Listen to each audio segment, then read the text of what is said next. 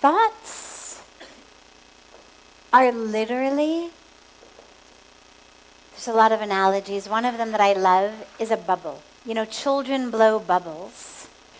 And the bubble lasts for 5 seconds, 6 seconds, 8 seconds. But the moment you touch that bubble, what happens? It bursts. Now, here's what's interesting with thoughts. If left untouched,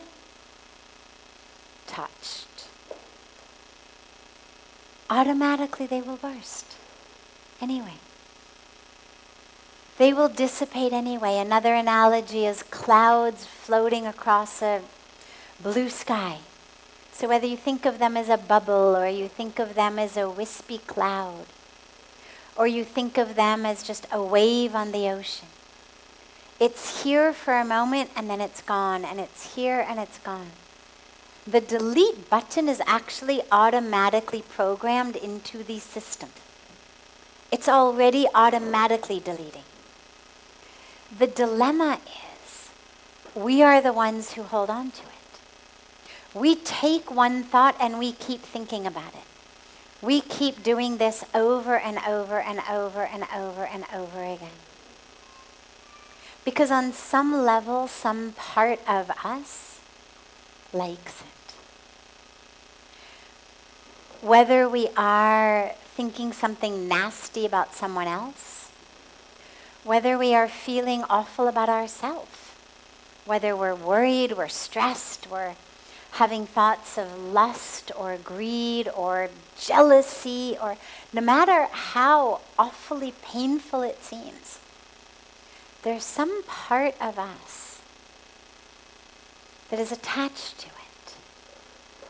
And I don't mean that it's necessarily pleasurable, that we like it because it's pleasurable, but we are attached to it out of habit, or because that particular thought pattern prevents me from having to have a different thought. So for example, if I keep thinking, you are stupid, you are worthless, you are lazy, you are irresponsible. Well, that doesn't feel good, it's not pleasurable. But it certainly prevents me from having a different thought, which is, what are you going to do with your life?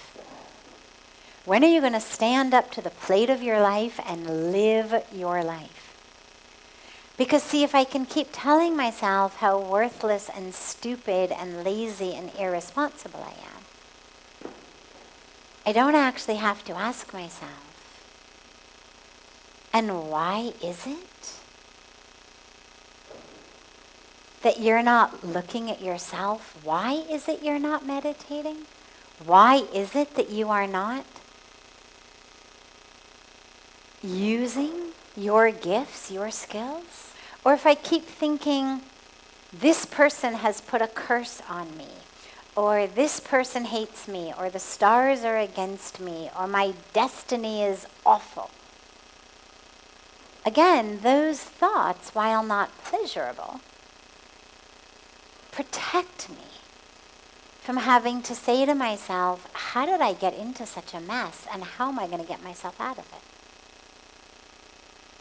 And so each thought actually automatically deletes. They're momentary, barely. So the way to work with the mind, don't worry about what an individual thought is. The moment you're worrying about it, that thought is already over.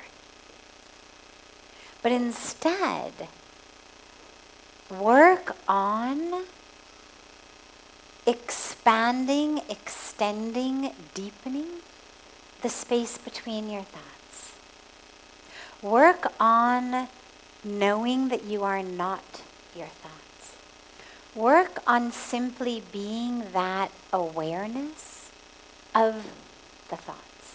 So I can look at this candle flame and I can see it and I can have a thought about it, and then I can look at my shawl and see it and have a different thought about it, and look at the paper and have a different thought about it. And if I'm in my thoughts, then I'm going to feel like I'm kind of going crazy. Is it candle? Is it flame? Is it wax? Is it fire? Is it shawl? Is it wool? Is it orange? Is it white? Is it paper? And it's crazy making. But if instead I can recognize I am the one who is watching. I'm not the candle flame, I'm not the wax, I'm not the fire, I'm not the shawl, I'm not the paper. I'm actually that power. I am subject, not object. So when your thoughts are arising, instead of thinking, oh God, how can I delete you? God, just go, go, go. And all you're doing is slamming it straight into your own mind. You're making it really pukka, you know. Instead of that, just take a step back. Take a step back. You're the one who has seen that thought. You're the one watching. You're not the thought. You're the one watching. If it's junk, you're just looking at it. You drive by a McDonald's and I don't want to stop there. I saw it, but it's junk. I'm not going to stop. Because it's junk. Why would I want that? I don't need to remove it from the highway on my way home. I'm able to notice it without it impacting me. Because it was just a thing on the highway. I saw it and then I'm gone. This thought arises, you just see it, but it's gone. It's junk, fine. It's good, fine. Either way, you are not your thoughts. Because see, if you start getting stuck with the good ones, you're going to end up stuck with the junk ones. So you've actually got to recognize on every level you are not the thoughts at all. You are the one who's aware. In the same way, the thought arises, just notice it, junk, go back. Another thought arises, junk, go back. But the key is, when something arises that you like, you still have to not grab it. So a pleasurable thought arises, you still need to look at it and say, thought, and go back. Because if you jump onto it, you're stuck. Whatever it is that's going by, whatever it is that these guys with the hors d'oeuvres are serving, you don't want to. Because you need to stay focused here.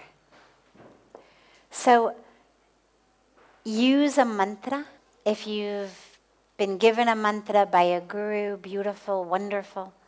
If not, choose any mantra that is powerful and meaningful for you. Choose a word, a name of the divine. And just chant that in your mind.